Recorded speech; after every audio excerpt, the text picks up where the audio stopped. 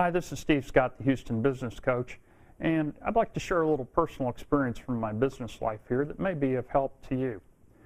As many of you know, I've had several businesses. I've started them, had several successful ones. I've also had some that have not been successful.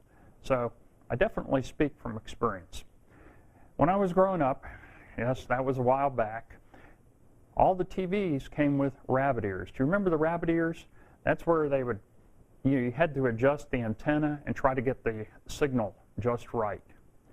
And matter of fact, back then we didn't have remote control changers. Actually, as a child, I was the changer. If mom and dad wanted the channel changed, then hey, get up and do it.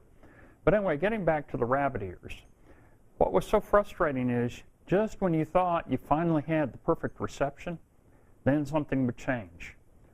Or if you want another channel, then you had to move the rabbit ears. Now, very often what happens in business is we're constantly making refinements and adjustments. And let me tell you, that is good.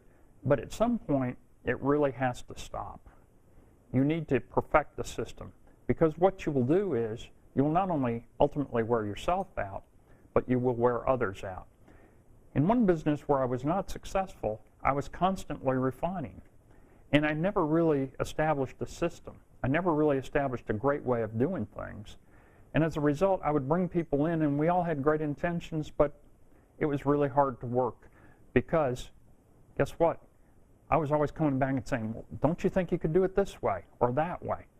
And that wears people out. So if you own a business, or just take a look at your own life, refining is good because it will move you forward, but if you're doing too much of it, actually, it's not going to allow you to reach out to people, to connect with people in a way where they can work with you over the long term. So just try to modify your refinement. Think of those rabbit ears, because if you're constantly having to adjust, then that makes for a day that can be very draining. This is Steve Scott, the Houston Business Coach, and thank you for joining me.